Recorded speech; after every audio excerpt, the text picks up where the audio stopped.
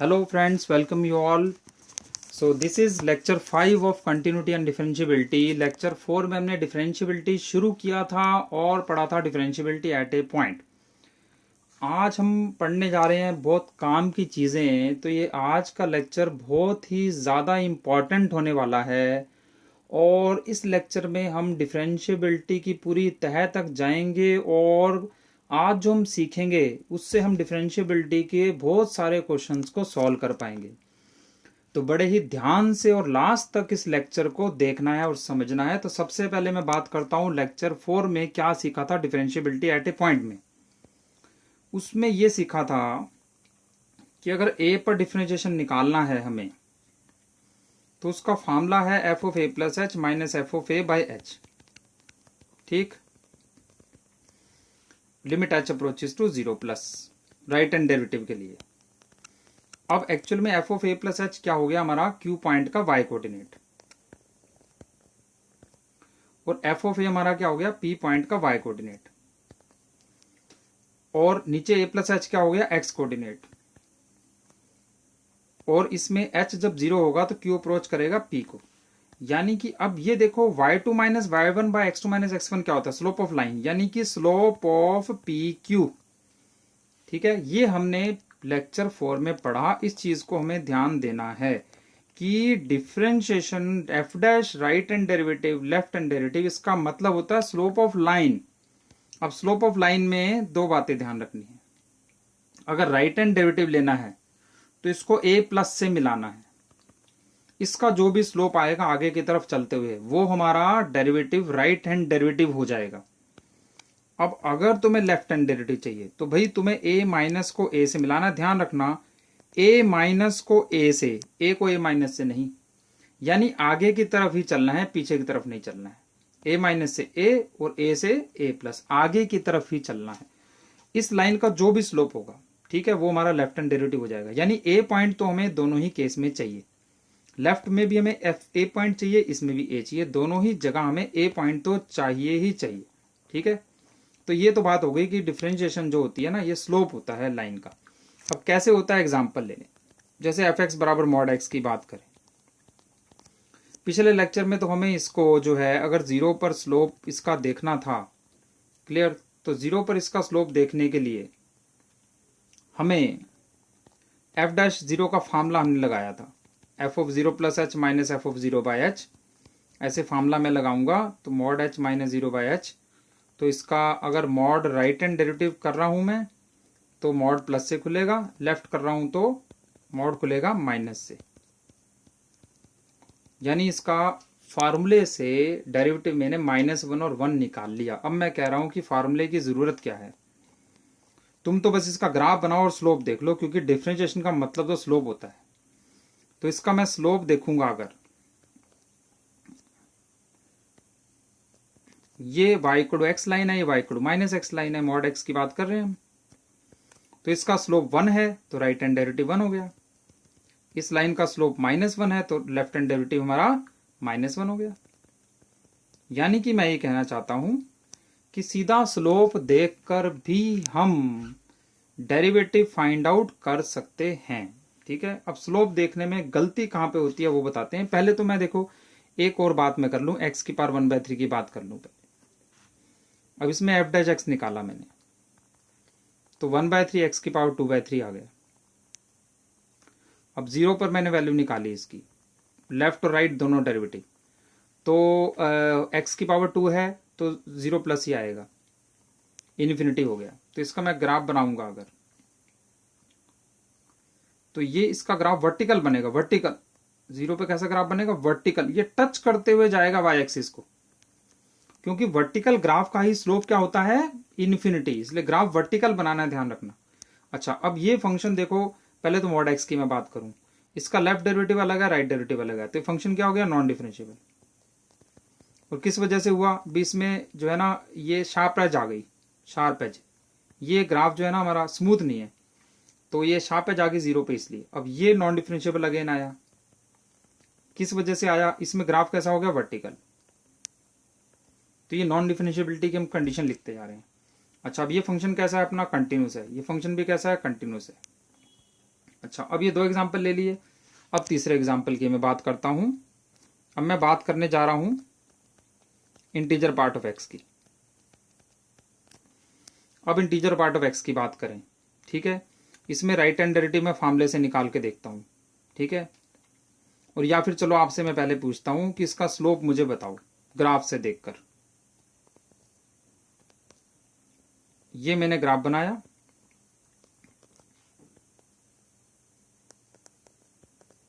अब मैं बोलता हूं 0 पे बताओ मुझे,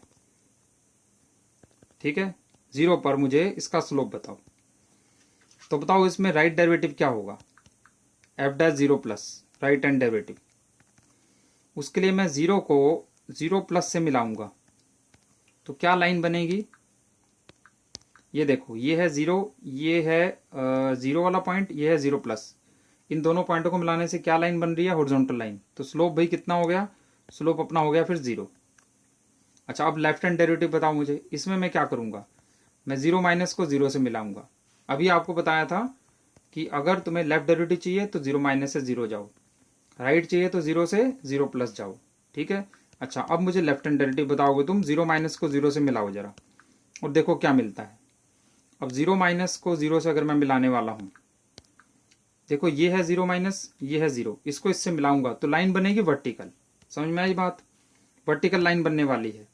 ये 0 माइनस पॉइंट है, ये 0 वाला पॉइंट है, इसको मैं अगर मिलाता हूं तो लाइन बनने वाली है वर्टिकल और ऊपर की तरफ। ऊपर की तरफ है तो स्लोप क्या आएगा, प्लस इन्फिनिटी। अगर नीचे गई तो स्लोप आएगा माइनस इन्फिनिटी। तो यानी कि हमारा ये क्या आ गया, प्लस इन्फिनिटी आ गया स्लोप।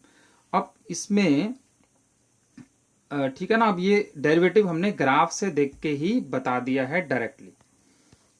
अब ये ग्राफ से थोड़ा सा ध्यान से देखना है आपको। अब 0 पे ऐसे नहीं कि आप ये बस हॉरिजॉन्टल लाइन देख के 0 स्लोप बता दो, नहीं, ये लेफ्ट में अलग से देखना पड़ेगा। अब ऐसा भी कुछ लोग ऐसा भी करेंगे। कुछ लोग क्या करेंगे कि जब लेफ्ट हैंड डेरिवेटिव की बात करता हूं, चलो छोड़ो, मैं राइट की छोड़ो, लेफ्ट डेरिवेटिव की बात करता हूं मैं। अब लेफ्ट डेरिवेटिव में कुछ लोग क्या करेंगे, इस लाइन का स्लोप देख लेंगे। वो कहेंगे भी हमें 0 क्या करना है, 0 प्लस क्या करना है, हमें तो 0 माइनस से मतलब है, तो इस ग्राफ से मतलब है, चलो जी हॉरिजॉन्टल लाइन हो गई, स्लोप 0 हो गया। नहीं, स्लोप इन्फिनिटी आया है। अब ये क्यों गड़बड़ हो रही है, क्योंकि इसमें 0 माइनस तो है, 0 तो लिया ही नहीं हमने इसके अंदर। भी हमें 0 माइनस को 0 से मिलाना था, इसमें 0 तो गायब है, यहां पर गोला लगा हुआ है। तो ये 0 तो है ही नहीं हमारे पास। 0 कहां पर बैठा है, यहां पर बैठा है। तो हमें इसको यहां से मिलाना है, यानी डिसकंटिन्यूअस अगर फंक्शन होगा ना तो ये ध्यान रखना है, इसका स्लोप इन्फिनिटी आएगा, ठीक है। चलो, अब ये बात हुई, क्या बात हुई, देखो हमारा यहां पर क्या आ गया, ये ग्राफ, ये हमारा ग्राफ डिसकंटिन्यूअस था और फंक्शन हमारा क्या आया फिर, नॉन डिफरेंशिएबल, ठीक है, क्योंकि इसका लेफ्ट और राइट डेरिवेटिव अलग अलग आ गया। चलो अब बात करते हैं अगली, नेक्स्ट, ठीक। अब नेक्स्ट हम बात करते हैं किसकी, सिग्नम एक्स की। अब सिग्नम एक्स में भी देखो हमें फार्मूला लगाने की जरूरत नहीं है। ये हमारा जो है ग्राफ हो गया इस प्रकार से, सिग्नम एक्स का ग्राफ। अब देखो मैं 0 माइनस को 0 से मिलाऊंगा, ये है 0 माइनस, ये है 0। अब इसको मैं इससे मिलाऊंगा तो ये मिलाने से मुझे क्या मिलेगा, ये मुझे ऐसी लाइन मिलेगी, वर्टिकल लाइन जो ऊपर की तरफ जा रही है। तो स्लोप क्या हो गया, प्लस इन्फिनिटी, यानी कि लेफ्ट हैंड डेरिवेटिव क्या आ गया, इन्फिनिटी। अब मैं 0 को मिलाऊंगा 0 प्लस से, ये 0 प्लस से मिला दिया, फिर से वर्टिकल लाइन बनी ऊपर की तरफ, तो राइट हैंड डेरिवेटिव भी क्या आ गया, इन्फिनिटी। यानी ये फंक्शन क्या हो गया, नॉन डिफरेंशिएबल, वर्टिकल होने की वजह से। Clear, okay. अब बात करते हैं हम एक्स स्क्वायर की। अब बात करेंगे हम एक्स स्क्वायर की। अब एक्स स्क्वायर का जो है अगर मैं फार्मूला लगाऊं एफ डैश 0 का, वो फार्मूला होता है F0 plus H minus F0 by H. तो ये जो है क्लियरली दिख रहा है कि इसका आंसर क्या आ रहा है, 0 0, यानी ये डिफरेंशिएबल फंक्शन है, डिफरेंशिएबल फंक्शन है। अब इसका ग्राफ देख लेते हैं। अब इसका ग्राफ देखें अगर तो ऐसा होगा, तो इसमें डायरेक्ट डिफरेंशिएशन करते हैं अगर हम, 2x आता है, उससे डायरेक्ट हमें वैल्यू क्या मिल रही है, 0। तो यानी ये डिफरेंशिएबल आ रहा है ये फंक्शन। तो ये फंक्शन कैसा है, कंटिन्यूस भी है और डिफरेंशिएबल भी है, और ये स्मूथ है एकदम, ठीक है, स्मूथ है एकदम से, स्मूथ ग्राफ है। अब इन्हीं चीजों का हम जो है ना बना ले एक कंक्लूजन हमारे क्या क्या है। रिलेशन क्या है कंटिन्यूटी और डिफरेंशिएबिलिटी के बीच में, इसकी बात करूंगा मैं पहले। कंटिन्यूस फंक्शन जो है वो डिफरेंशिएबल भी हो सकता है, नॉन डिफरेंशिएबल भी हो सकता है। क्यों हो सकता है? जैसे मैंने अभी एग्जांपल लिया y is equal to X square का, तो ये डिफरेंशिएबल था, कंटिन्यूस भी था। फिर मैंने एग्जांपल लिया y equal to mod x का, ये कंटिन्यूस तो था पर इसमें शार्प एज आ गई, लिखा हमने यहां पर मॉड x के अंदर continuous non differentiable sharp edge, continuous non differentiable sharp edge, यही बात मैं यहां लिखने जा रहा हूं, continuous non differentiable sharp edge. फिर मैंने यहाँ पे एक्स स्क्वायर का ग्राफ दिखाया, continuous differentiable smooth, so continuous differentiable smooth, तो ये ग्राफ कैसा है? स्मूथ। और ये क्या है? Sharp edge. यानी नॉन डिफरेंशिएबिलिटी की वजह क्या होती है? शार्प एज होती है। अब नेक्स्ट बात करते हैं डिसकंटिन्यूस की। डिसकंटिन्यूस में हमारा फंक्शन हमेशा नॉन डिफरेंशिएबल ही आएगा,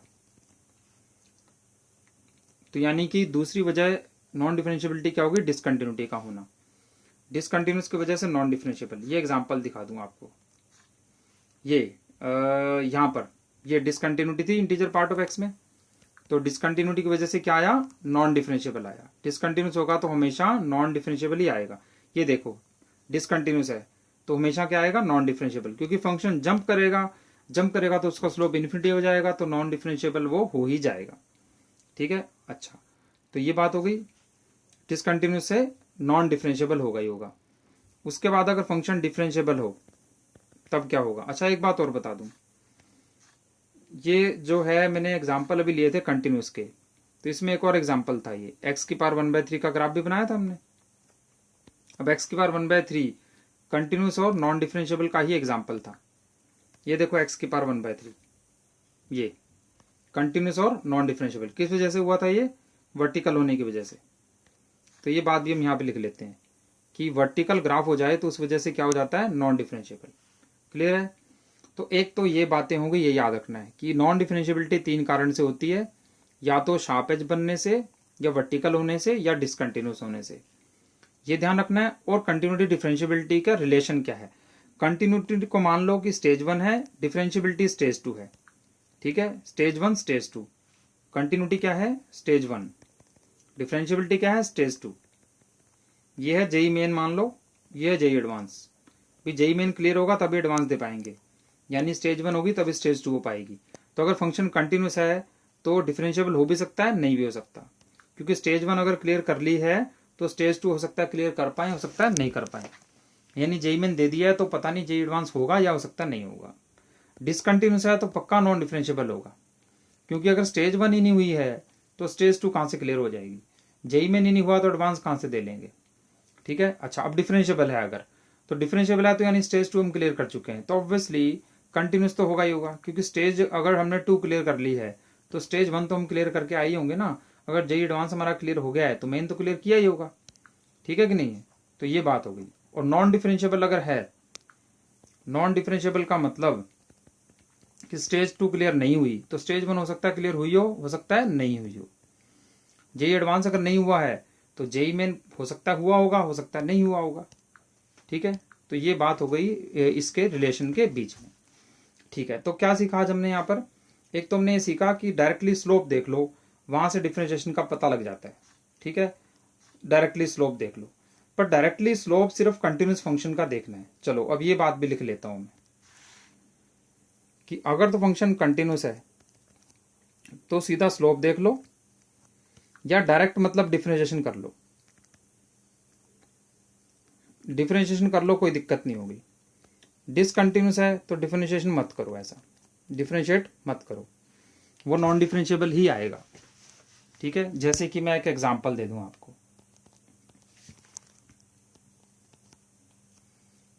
जैसे कि मैंने एक फंक्शन लिया log x और एक लिया मैंने 2x² - 3x, ये 1 से छोटा, ये 1 से बड़ा। अब ये फंक्शन कंटिन्यूस है कि नहीं है? ये फंक्शन कंटिन्यूस है 1 पर कि नहीं है?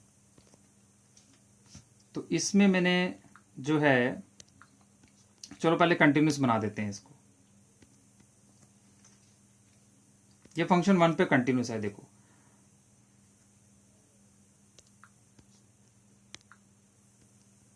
ये कंटिन्यूस हो गया, ठीक है। 1 से पहले वैल्यू क्या आ रही है, log 1 0, 1 के बाद भी क्या आ रही है 0, कंटिन्यूस हो गया। डायरेक्ट डिफरेंशिएशन कर लो, कोई समस्या वाली बात नहीं है। log x की डिफरेंशिएशन 1/x, इसकी 4x - 2, ठीक है। अब लेफ्ट हैंड डेरिवेटिव हमारा क्या हो गया, ये तो 1 से पहले की बात है, ये 1 के बाद की बात है। तो लेफ्ट हैंड डेरिवेटिव हमारा हो गया, इसमें 1/x में 1 डालो, राइट हैंड डेरिवेटिव के हिसाब से इसमें 1 डालो 2, यानी फंक्शन हमारा नॉन डिफरेंशिएबल हो गया। पर ये फंक्शन कैसा था एक्चुअल में, कंटिन्यूस तो आया था ना, नॉन डिफरेंशिएबल तो हो गया, सही है, बट ये कंटिन्यूस तो था ही था, कंटिन्यूस एंड नॉन डिफरेंशिएबल। अच्छा, अब इसके बाद मैं एक और एग्जांपल लूंगा। जैसे मैंने ये एग्जांपल ले लिया सेम log x और 2x² - 3x, पहले मैंने 2x² - 2x लिया था, मैंने 2x² - 3x लिया, ठीक है। अब देखो इसमें अगर आप फार्मूले से भी निकालोगे ना f'1 तब भी वही आंसर आएगा, log 1 - h minus log 1/h। तो देखो इसका आंसर भी जो है ना, लिमिट h अप्रोचेस टू 0, तो इसका आंसर -1 ही आ रहा है। और हमारा डायरेक्ट डिफरेंशिएशन से भी क्या आ रहा है, सॉरी -h, हाँ तो 1 आ रहा है। और डायरेक्ट डिफरेंशिएशन से भी क्या आ रहा है, 1 आ रहा है, यानी कोई दिक्कत नहीं है, फार्मूला लगाओ या डायरेक्ट डिफरेंशिएशन करो। अब तुम f'1+ में फार्मूला लगा के देख लो, ठीक है, f(1+h), ठीक है। ये तो देखो सॉल्व कर लेना, f(1+s - f(1/h) ऐसे फार्मूला लगा के करोगे 2 आ जाएगा आंसर, यानी सही आ जाएगा, फार्मूले से करो या वैसे करो, बिल्कुल सही आंसर आएगा। बट अब इसकी मैं बात करूं, देखो इसमें मैं अगर डायरेक्ट डिफरेंशिएशन कर दूंगा तो गलत हो जाएगा। क्यों, देखो डायरेक्ट डिफरेंशिएशन इसकी 1/x है, इसकी 4x - 3 है। 1 डालने से स्लोप 1 आया, स्लोप 1 आया, ठीक है, यानी स्लोप 1 आ गया, लेफ्ट डेरिवेटिव भी 1 आ गया, राइट भी 1 आ गया। पर ये गलत होगा। क्यों गलत होगा, क्योंकि ये फंक्शन कैसा है, डिसकंटिन्यूस। अब तुम ये देख सकते हो कि ये फंक्शन डिसकंटिन्यूस है क्योंकि 1 से पहले वैल्यू अलग आ रही है। चलो देख लेते हैं क्या आ रही है वैल्यू। 1 से पहले वैल्यू क्या आ रही है इसकी, log 1 यानी कि 0, 1 पे क्या आ रही है 0, 1 प्लस पे क्या आ रही है -1, ठीक है। यानी कि पहले वैल्यू 0 थी, फिर 0 थी, फिर -1 हुई, यानी कि ग्राफ कुछ ऐसा बनेगा। देखो यहां तक सही था, बिल्कुल 0 वैल्यू आ रही थी, फिर 1 से जैसे ही आगे गए तो 1 से आगे जाने पर क्या मिला हमें, 1 से जैसे ही आगे गए तो हमें वैल्यू मिल गई -1, ये वैल्यू। अब इसके बाद जो है ना ग्राफ हमारा शुरू हो गया 2x² - 3x का। 2x² - 3x का ग्राफ कैसा होता है, इसके रूट्स हैं 0 और 3/2, यानी कि ऐसा ग्राफ कुछ आने वाला है इसका, यानी ये ग्राफ जो है ना कुछ इस प्रकार से बन जाएगा, ये कुछ ऐसा ग्राफ बन गया। अब देखो इसमें डायरेक्ट डिफरेंशिएशन करना नहीं है, कैसे अभी बता देता हूं आपको। इसका लेफ्ट और राइट स्लोप क्या आएगा, स्लोप देखो ध्यान से, इसका लेफ्ट हैंड डेरिवेटिव में देखो कोई दिक्कत नहीं है, लेफ्ट हैंड डेरिवेटिव सीधा निकाल लो, ये फंक्शन कंटिन्यूस है तो डायरेक्ट डिफरेंशिएशन कर लो इसकी, कोई दिक्कत नहीं है, 1/x आएगा, 1 आंसर आ जाएगा, लेफ्ट हैंड डेरिवेटिव 1 हो गया, कोई दिक्कत नहीं है, सही है ये। अब मैं कहता हूं इसका राइट डेरिवेटिव जो है ना वो नहीं निकाल सकते हैं, क्योंकि यहां पे जो है ना ये गोला लगा हुआ है, यहां ये वैल्यू यहाँ -1 आई थी, ये ऐसे गोला लगा हुआ है। अब देखो राइट हैंड डेरिवेटिव मुझे निकालना है तो मुझे 1 को 1 प्लस से मिलाना है, तो नीचे की तरफ जाएगा, नीचे की तरफ जाएगा तो राइट हैंड डेरिवेटिव क्या हो जाएगा -∞, तो ये 1 नहीं होगा, यानी डायरेक्ट डिफरेंशिएशन हमें नहीं करनी है।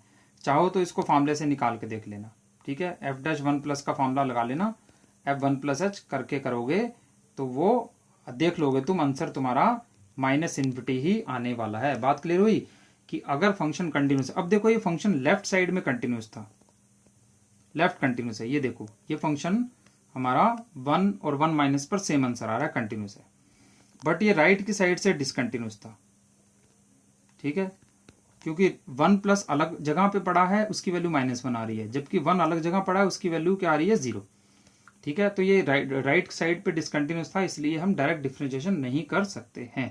क्लियर हो गई बात। ठीक है।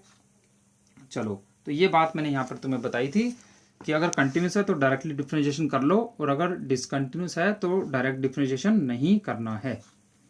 अब आगे चलते हैं। अब आगे हम डिफरेंशिएबिलिटी एंड इंटरवल की बात करते हैं। तो डेफिनेशन ये है कि एफ एक्स डिफरेंशिएबल होगा in interval A to B अगर ये हर पॉइंट पे डिफरेंशिएबल होगा, यानी कि ए प्लस सिर्फ राइट डेरिवेटिव देखेंगे, क्योंकि देखो हमें इंटरवल ए से भी दिया तो ए के पीछे तो जाना ही नहीं है, सिर्फ राइट डेरिवेटिव देखेंगे। और फिर हम जो है बी पर सिर्फ लेफ्ट डेरिवेटिव देखेंगे, बी के आगे हमें जाना ही नहीं है। पर ए और बी के बीच में कोई पॉइंट अगर सी होगा तो वहां पे हम सी लिखेंगे, सी प्लस माइनस नहीं लिखेंगे, यानी हम राइट डेरिवेटिव भी देखेंगे और लेफ्ट डेरिवेटिव भी देखेंगे, सारे पॉइंट्स को हम चेक करेंगे। अब देखो इंटरवल के बीच में तो कितने सारे पॉइंट होते हैं, हर पॉइंट पे कैसे चेक करेंगे, तो हम कुछ रूल्स बना लेते हैं। रूल्स ये है कि देखो अपना पोलिनोमियल फंक्शन हमेशा डिफरेंशिएबल होता ही है, वो अगर आ गया हमारे पास पोलिनोमियल फंक्शन तो हम उसको चेक बैक नहीं करेंगे। देखो ठीक है, अब अपने पास e की पावर x आ गया, a की पावर x आ गया, ठीक है ना, sin x आ गया, cos x आ गया, ये स्मूथ ग्राफ होते हैं सब, कोई दिक्कत इसमें होती नहीं है ना, ये सब डिफरेंशिएबल होते हैं, इनमें कोई दिक्कत नहीं है। ये सब के सब क्या होते हैं, differentiable for all x, her x के लिए। उसके बाद जैसे पता है तुम्हें कि log x जो है वो अपने डोमेन में डिफरेंशिएबल होता है, क्योंकि उसका ग्राफ ऐसा होता है, कहीं कोई उसमें शार्प एज नहीं है, कहीं कोई उसमें डिसकंटिन्यूटी नहीं है, कोई दिक्कत नहीं है। क्योंकि नॉन डिफरेंशिएबिलिटी किस कारण से होती है वो तो तुम्हें पता लग ही चुका है, तीन ही कारण है। देखो नॉन डिफरेंशिएबिलिटी के तीन ही कारण है, शार्प एज होगी, या जंप मारेगा, या वर्टिकल होगा। अब log x का ग्राफ में ना तो शार्प एज है, ना जंप मारता है, ना ही वो जो है वर्टिकल होता है कभी, तो log x में कोई दिक्कत नहीं है। फिर tan x में π/2 मत डालो, कोई दिक्कत नहीं है। cot x में पाई मत डालो, कोसिकेंट सीकेंट में भी इसी प्रकार से अपने डोमेन के अंदर रखो इसको, ठीक है। So these are differentiable in their domain, in their domain, domain के अलावा कोई दिक्कत इसमें नहीं। तो यहां पर जैसे हमें दिया हुआ था, हमें डिफरेंशिएबिलिटी इसकी चेक करनी थी, कोई सिर्फ वन पे तो चेक करना नहीं था, ठीक है। पर मैंने तो सिर्फ वन पे चेक किया। क्यों चेक किया, क्योंकि मुझे दिख रहा है साफ कि भी log x में कोई दिक्कत ही नहीं है 0 से 1 तक, तो मैं क्यों चेक करूं। हाँ, 1 पर ये एकदम से चेंज हो रहा है फंक्शन, यहां से यहां पहुंच गया, तो 1 पे मैं चेक कर रहा हूं, और 1 के बाद ये कौन है, पोलिनोमियल, तो इसलिए मैं चेक कहीं भी नहीं कर रहा हूं, यानी मैं सिर्फ कहां पे चेक कर रहा हूं, 1 पर। अच्छा, उसके बाद मैं बताऊं आपको कि साइन इनवर्स एक्स और कॉस इनवर्स एक्स जो होता है, और कोसिकेंट सीकेंट जो होता है, ये नॉन डिफरेंशिएबल हो जाते हैं 1 पर। क्यों हो जाते हैं नॉन डिफरेंशिएबल एट 1, क्योंकि वर्टिकल हो जाता है इनका ग्राफ, ठीक है। जैसे साइन इनवर्स एक्स का ग्राफ ऐसा होता है, ये एकदम वर्टिकल शेप ले लेता है 1 पे और -1 पे, +-1 पे, ठीक है ना, +-1 पर ये हो जाते हैं नॉन डिफरेंशिएबल, ठीक है, क्योंकि ये वर्टिकल हो जाते हैं एकदम से, तो इसलिए इनको यहां पर हमें नॉन डिफरेंशिएबल बोलना है, ठीक है। और इंटीजर पार्ट ऑफ एक्स के बारे में तो लिखने की जरूरत नहीं है, क्योंकि वो तो पता ही है तुम्हें, इंटीजर पार्ट ऑफ एक्स हो गया, है ना, फ्रैक्शनल पार्ट ऑफ एक्स हो गया, ये डिसकंटिन्यूस होते हैं इंटीजर्स पर, तो नॉन डिफरेंशिएबल तो होंगे ही, क्योंकि हमने रूल तो लिख ही लिया है कि डिसकंटिन्यूस का मतलब नॉन डिफरेंशिएबल, ठीक है। और जैसे सिग्नम एक्स की बात हो गई है ना, इनका इंटीजर्स पे दिक्कत आएगी। फिर सिग्नम एक्स तुम्हें पता ही है कि 0 पर डिसकंटिन्यूस होता है, और जो फंक्शन डिसकंटिन्यूस होगा वो तो नॉन डिफरेंशिएबल होगा ही होगा, वो कोई खास बात हमारी नहीं है। चलो अब आगे चला जाए। अब आगे डिफरेंशिएबिलिटी एंड इंटरवल का क्वेश्चन करेंगे हम। अब जैसे ये क्वेश्चन है हमारे सामने, अब इसमें इंटीजर पार्ट ऑफ एक्स की मैं बात करूं तो इंटीजर्स भैया कौन कौन से हैं, -3 -2 ये दोनों है इंटीजर, और -1 है, ये इसके बीच में 3 इंटीजर आते हैं। अब -3 पर कोई दिक्कत नहीं है, -3 पर इसलिए कोई दिक्कत नहीं है क्योंकि इंटीजर पार्ट ऑफ एक्स जो होता है, ये देखो ये राइट साइड से तो कंटिन्यूस ही होता है ना भाई, 0 0 प्लस में थोड़ी कोई दिक्कत है, 0 माइनस में दिक्कत है, यहां से जंप मारेगा ये तो गड़बड़ होगी। अब 0 माइनस तो यानी कि ये लेफ्ट साइड की तरफ से कोई इसमें दिक्कत नहीं है भी। जैसे अगर तुम इंटीजर पार्ट ऑफ एक्स का ग्राफ बनाओगे ना, -3 पर इसकी वैल्यू क्या आने वाली है, -3, और -3 के बाद भी तो -3 ही आएगी ना, ये देखो कोई दिक्कत थोड़ी है इसमें। फिर ये जंप करेगा यहां पर,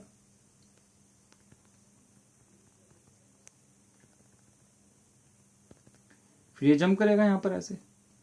ये -1 तक ही बनाना था वैसे हमें, तो यहीं तक ही बनाना है ग्राफ।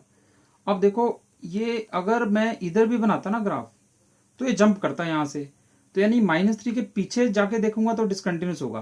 पर अभी मुझे -3 पे अगर चेक करना है तो मैं -3 और उससे थोड़ा आगे ही देखूंगा, तो यहाँ पर तो ये फंक्शन एकदम कंटिन्यूस भी है और डिफरेंशिएबल भी है, और बल्कि इसका राइट हैंड डेरिवेटिव ही देखेंगे ना खाली हम, तो यहाँ पे f' -3 से अगला डेरिवेटिव तो सीधा दिख रहा है, लाइन हॉरिजॉन्टल है यानी स्लोप 0 है, तो यानी डिफरेंशिएबल है, तो ये एग्जिस्ट कर रहा है, कोई दिक्कत नहीं है।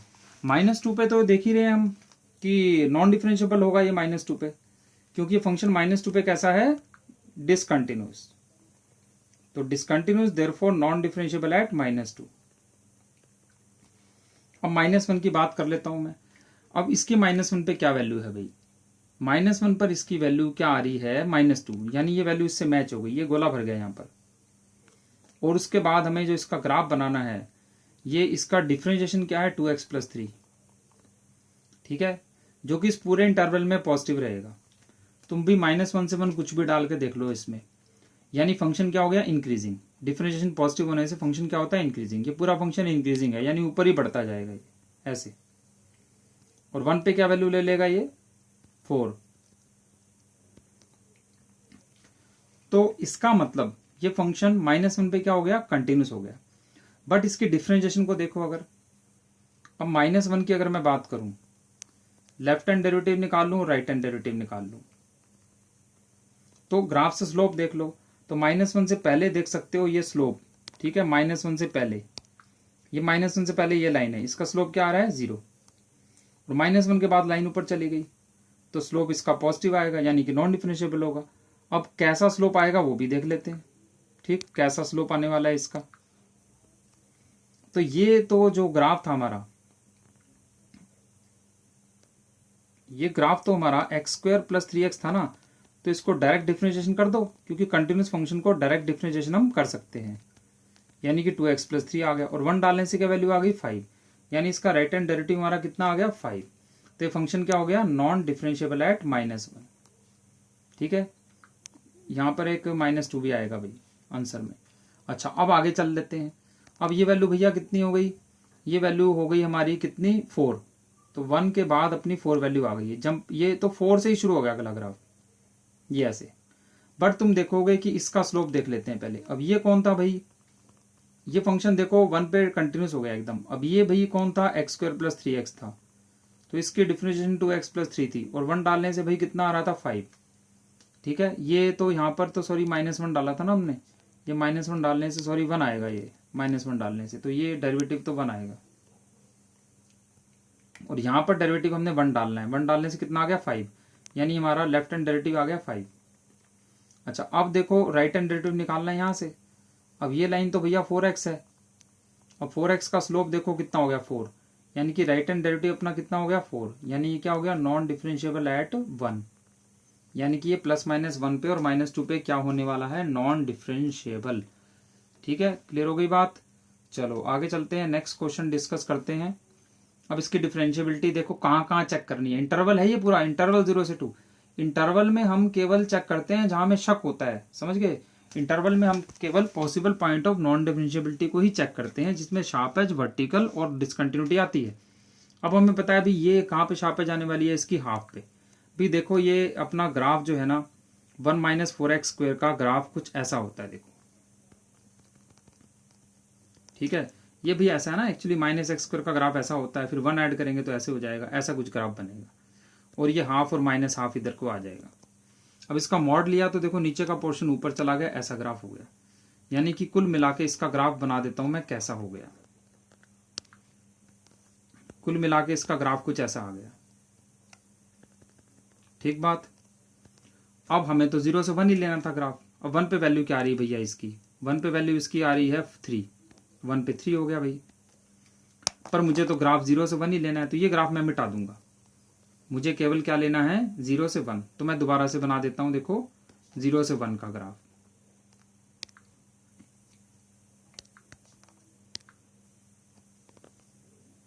तो भाई देखो ऐसा कुछ बनाया था हमने अभी, ऐसे करके हाफ 0 पे वैल्यू 1 आ रही है, और ये देखो 1 पे वैल्यू अपनी आ रही थी 3,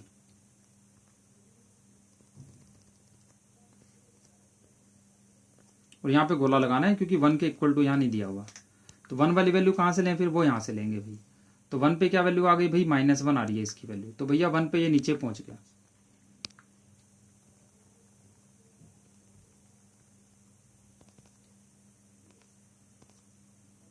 ठीक है भाई, यहां पहुंच गया। अब इसके बाद इसका इंटीजर पार्ट का ग्राफ बनाना है। भी ग्राफ से ही देख रहे हैं हम तो सब, और क्या करेंगे। अच्छा, अब इसका x² - 2x का ग्राफ भैया कैसा होता है। x² - 2x का ग्राफ भैया ऐसा होता है, पर हमें तो ग्राफ 1 से 2 चाहिए। तो भी 1 से 2 इतना ग्राफ ही चाहिए बस। तो अब भी अपने को सिर्फ इतना ग्राफ ही चाहिए, और इसका लेना है इंटीजर पार्ट। भाई इसका क्या लेना है, इंटीजर पार्ट। तो भाई -1 से 0 वैल्यू का इंटीजर पार्ट तो -1 ही होता है, यानी ग्राफ तो ऐसे ही चलता जाएगा फिर। और 2 पे जाके वैल्यू 0 ले लेगा। तो भाई 2 पे 0 ले लेगा तो भाई वहां पे उसका आंसर 0 हो जाएगा फिर। सही बात हो गई। ठीक है, चलो अब इस ग्राफ को मिटा दिया जाए। इस ग्राफ को मिटा देते हैं। अब देखो आगे, अब देखो इसमें शार्प एज आ गई भाई, शार्प एज आ गई अपनी हाफ पे। तो क्या हो गया, नॉन डिफरेंशिएबल एट हाफ। ठीक है, अब 1 पे देखो डिसकंटिन्यूटी आ गई।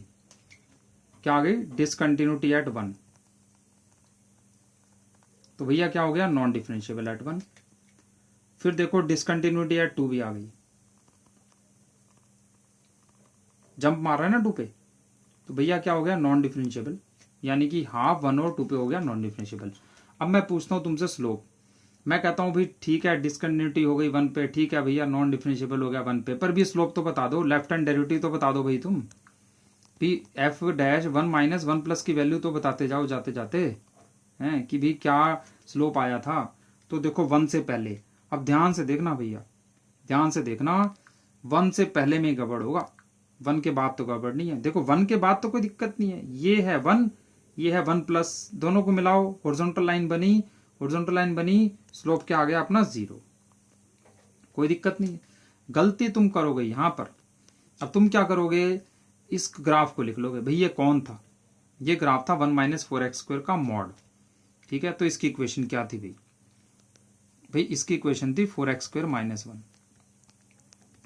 भी 1 पे ये मॉड माइनस से खुलेगा ना, 1 डाल के देखो तो -3 आ रहा है, यानी नेगेटिव आ रहा है। तो नेगेटिव आने से क्या है कि मॉड माइनस से खुलेगा, और यहां पर देखो मॉड प्लस से खुलेगा। ठीक है ना। अच्छा, अब तुम क्या करोगे, इसका डिफरेंशिएशन कर दोगे। इसका डिफरेंशिएशन 8x लिख दोगे, x को 1 डाल दोगे, आंसर 8 लोग यहां लिख दो, 8 हो जाएगा गलत। अब क्यों गलत हो जाएगा सोचो, है? ये इसलिए गलत हो जाएगा कि भैया ये फंक्शन तो डिसकंटिन्यूस है 1 से पहले, 1 से पहले क्या है, डिसकंटिन्यूस है। क्योंकि भाई 1- को तुम्हें 1 से मिलाना होता है, तो ये बैठा 1-, और 1 तो इस ग्राफ के पास है ही नहीं। 1- तो इस ग्राफ में है, 1 तो इस ग्राफ में है ही नहीं, ये गोला पड़ा है यहां पर। और 1 कहां है, 1 तो भैया कहीं और ही जाके बैठा है 1 तो जाके यहां पे बैठा है। तो ये 1- है, ये 1 है, तो तुम्हें 1- को 1 से मिलाना होता है जब तुम लेफ्ट हैंड डेरिवेटिव निकालते हो। ये लाइन जाएगी नीचे को, और नीचे को लाइन जाएगी तो स्लोप क्या आएगा, -∞ आएगा, ध्यान रखना इस बात का। अब मैं 2 पे पूछ लूं, 2 पे मुझे सिर्फ लेफ्ट डेरिवेटिव से ही मतलब है। देखो मेरा इंटरवल है 0 से 2, तो मुझे 2 के राइट डेरिवेटिव को देखना ही नहीं है, मुझे 2 का लेफ्ट डेरिवेटिव ही देखना है। लेफ्ट की तरफ देखूं तो मैं क्या करूंगा, 2- को 2 से मिलाऊंगा। तो भैया ये हो गया 2- ये हो गया 2, इसको मिलाने से क्या बन रही है, वर्टिकल लाइन ऊपर की तरफ, यानी कि स्लोप क्या हो गया, इन्फिनिटी हो गया। ठीक है, चलो अब अगले क्वेश्चन की तरफ बढ़ेंगे। अब इसमें कहा गया है कि ये एफ जो है ना, अगर डिफरेंशिएबल है 1 पे तो ए भी बताओ। तो भी ऑब्वियस सी बात है कि अगर फंक्शन डिफरेंशिएबल है तो फंक्शन कंटिन्यूस भी होना चाहिए। भाई कंटिन्यूस होना चाहिए तो 1 से पहले और 1 के बाद वैल्यू सेम आनी चाहिए। तो भी 1 से पहले क्या वैल्यू आ रही है भैया देख लो, 1 के बाद क्या आ रही है वो देख लो। तो भाई एक इक्वेशन हो गई। अब दूसरी बात, अगर हमने इसको कंटिन्यूस बना ही दिया है तो हम डायरेक्ट डिफरेंशिएशन कर सकते हैं। कंटिन्यूस फंक्शन को डायरेक्ट डिफरेंशिएट हम कर सकते हैं, कोई दिक्कत नहीं है।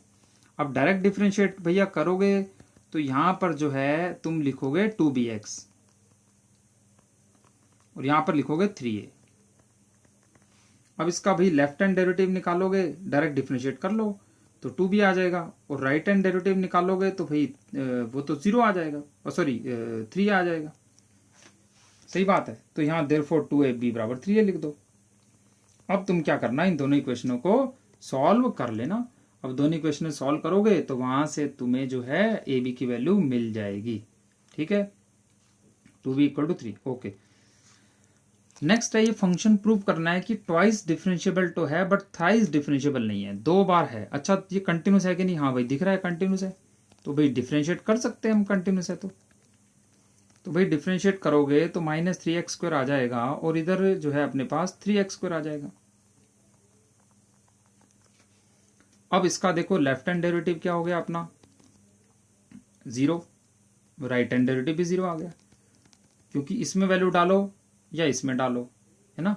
समझ गए बात को? इसमें डालो इसमें डालो, वैल्यू तो 0 ही आ रही है ना। तो इसका मतलब ये डिफरेंशिएबल हो गया।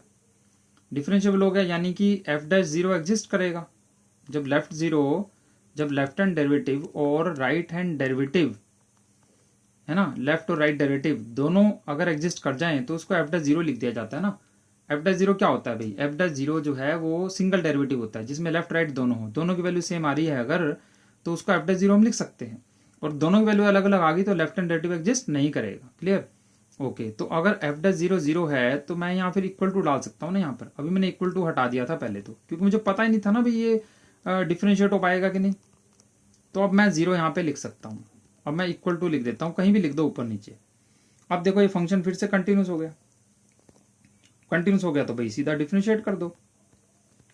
अब सीधा डिफरेंशिएट करोगे तो भाई -6x और +6x आएगा, और इक्वल टू हटा दो देखो यहां से।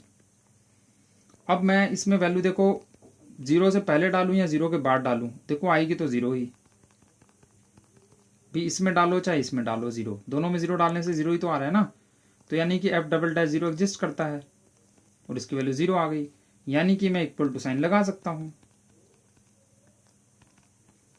तो भाई यहां इक्वल टू साइन लगा दो, क्या दिक्कत है? क्योंकि f'0 एग्जिस्ट कर रहा है ना।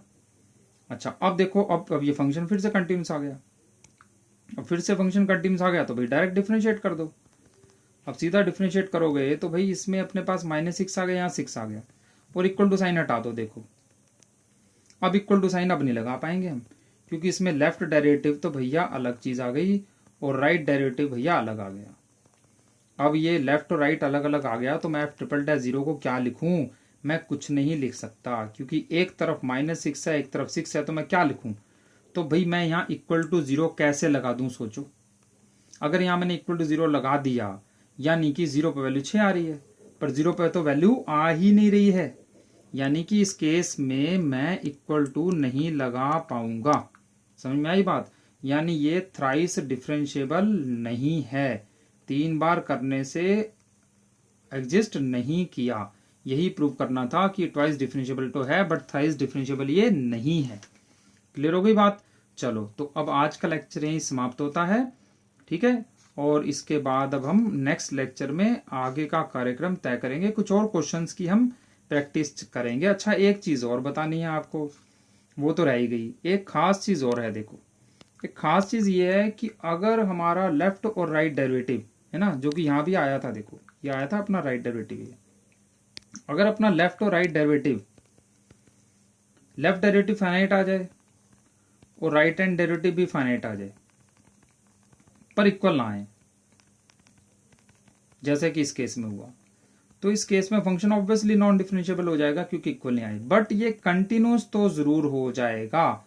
अगर डेरिवेटिव तुम्हारा फाइनाइट आ रहा है ना, तो डेरिवेटिव फाइनाइट आने से, डेरिवेटिव फाइनाइट तो तभी आ सकता है जब फंक्शन कम से कम कंटिन्यूस तो होगा ही होगा, क्योंकि डेरिवेटिव ये होता है fa+h - fa/h। अब मैं सिर्फ राइट साइड की बात करता हूँ 0+ लेके, लेफ्ट की बात नहीं कर रहा। राइट हैंड डेरिवेटिव फाइनाइट आ रहा है, उसकी वैल्यू 2 आ रही है, मतलब ठीक ठाक वैल्यू आ रही है, यानी लिमिट एग्जिस्ट कर रही है। अब लिमिट एग्जिस्ट कब करेगी? जब fa+h fa के बराबर होगा, 0/0 फॉर्म बनेगी, तभी तो एग्जिस्ट करेगी लिमिट। अब fa+h fa के बराबर कब होगा? जब फंक्शन कंटिन्यूस होगा। तो यानी कि फंक्शन को कंटिन्यूस तो होना ही पड़ेगा। अगर, समझ गए बात को, अगर डेरिवेटिव कंटिन्यूस तो इसको होना ही पड़ेगा। ठीक है, तो ये बात ध्यान में रखना। तो बस इसी के साथ ही आज का लेक्चर यहीं पर हम समाप्त करेंगे।